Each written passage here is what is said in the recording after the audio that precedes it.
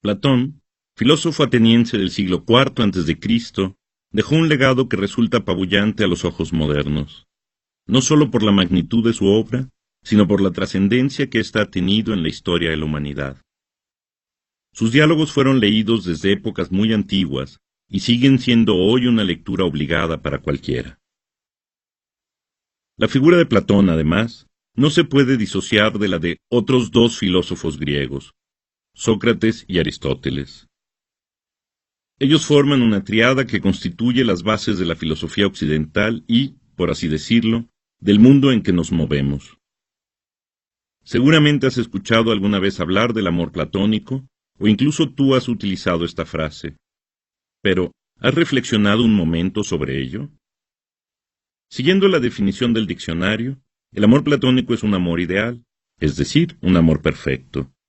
La concepción de que existen ideas que son la condición perfecta de las cosas de este mundo, como por ejemplo el bien, el amor o el hombre, y de las cuales participan las cosas terrenales, nosotros, nuestra forma de amar, es justamente el pensamiento más conocido de Platón. Esta contraposición entre un mundo real y un mundo de las ideas quedó muy bien expresada en su libro La República, de la cual, a continuación, escucharás un fragmento, justamente el inicio del libro séptimo. Este fragmento es conocido como la alegoría o el mito de la caverna.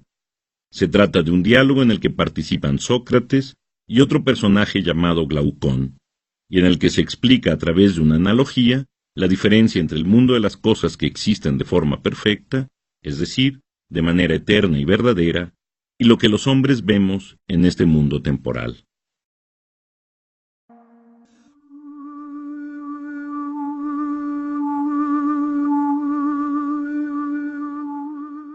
El mito de la caverna.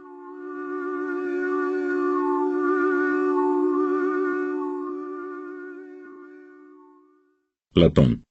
La República. Libro séptimo.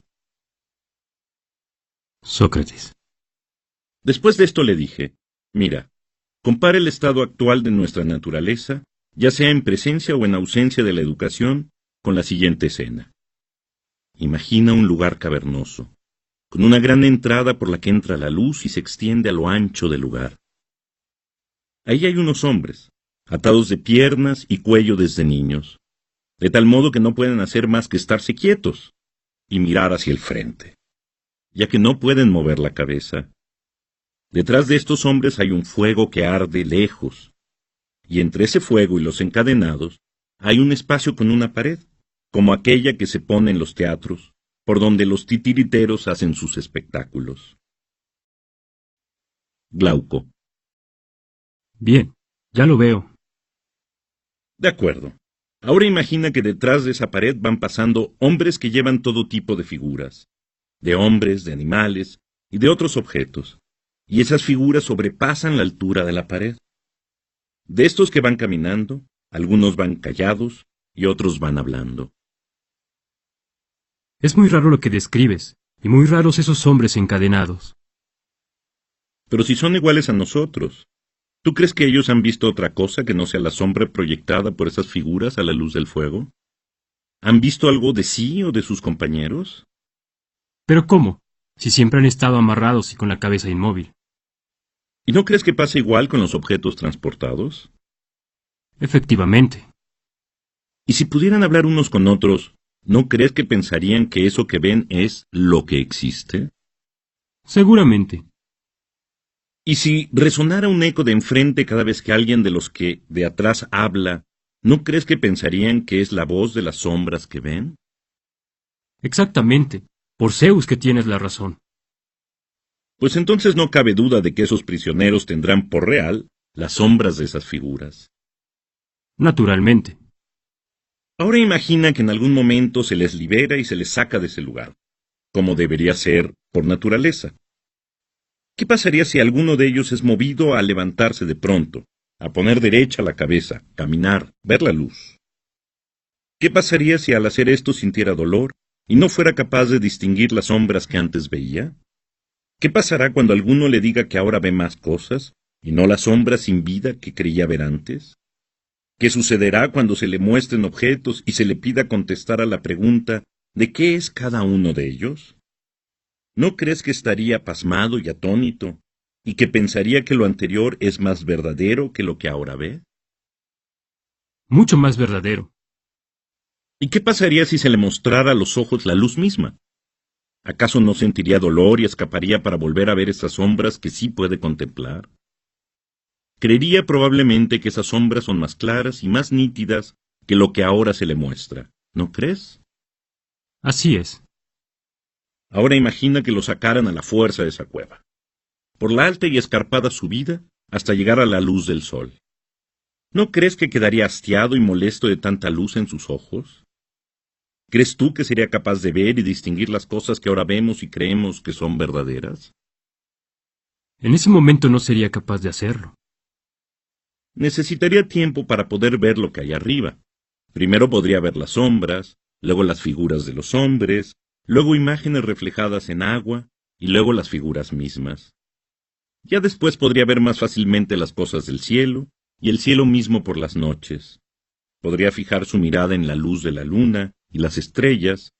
Todavía no podría ver las cosas del día y las que son propias del sol. Tienes razón. Por último podría ver el sol mismo, no las imágenes en el agua ni en otros reflejos, sino el sol mismo, en su dominio, el cielo, y las cosas que le son propias. Por fuerza sería así. Luego se daría cuenta de que el sol es quien produce las estaciones y los años, y quien gobierna sobre todo lo visible, y que es en parte el autor de las cosas que veía anteriormente. Seguro que pensaría eso. ¿Y qué crees que pase cuando recuerde su estancia en la caverna? ¿No crees que se compadecería de sus compañeros y del conocimiento del mundo que tienen allá adentro? Claro.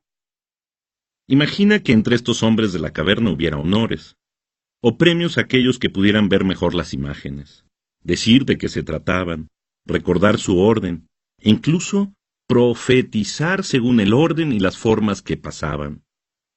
¿Qué pensaría al respecto este que salió? ¿Crees que sentiría nostalgia de esas cosas? ¿Crees que sentirá envidia de aquellos que tenían tales capacidades o que recibieron esos honores? ¿O diría lo que dijo Homero: prefiero ser siervo de cualquier labrador sin tierra? ¿Crees que preferiría mejor tener cualquier otro destino que vivir en aquel mundo? Eso mismo creo yo. Preferiría cualquier otra cosa antes que vivir así. Y piensa ahora lo que pasaría si se le llevara de nuevo a ese lugar. ¿No crees que sus ojos solo verían tinieblas como los de quien se aparta instantáneamente de la luz del sol? Por supuesto. Pero estando allá adentro, tendría que competir de nuevo con los que siempre estuvieron amarrados. Tendría que opinar sobre esas sombras que ahora ve con mucha dificultad, pues no se le han acostumbrado los ojos todavía. Además, tendría que esperar algo de tiempo para volver a acostumbrarse. ¿A poco no sería motivo de burla? ¿No pensarían los otros que por haber subido ahora tiene la vista estropeada? ¿No se decepcionarían entonces de esa salida? ¿No crees incluso que matarían a quien intentara obligarlos a salir de ahí? Exactamente. Pues mediante esta imagen funciona todo, mi querido Glauco. Podemos comparar lo que vemos con esa prisión, y esa luz del fuego con el astro rey. Esa salida de la caverna y la contemplación de las cosas del mundo es la ascensión del alma a la región inteligible. Solo la divinidad sabe si eso es cierto. Y yo puedo decir de todo esto que en el mundo inteligible lo último que percibimos, y con mucho trabajo, es la idea del bien, pero cuando se percibe, nos damos cuenta de que es el bien quien causa lo bueno y lo bello que hay en las cosas. Que mientras en el mundo de lo que vemos ha engendrado la luz, y a su fuente inagotable, en el mundo inteligible es esta idea la soberana y productora de verdad y de conocimiento, y tiene que conocerla todo aquel que quiera actuar sabiamente en su vida pública o privada.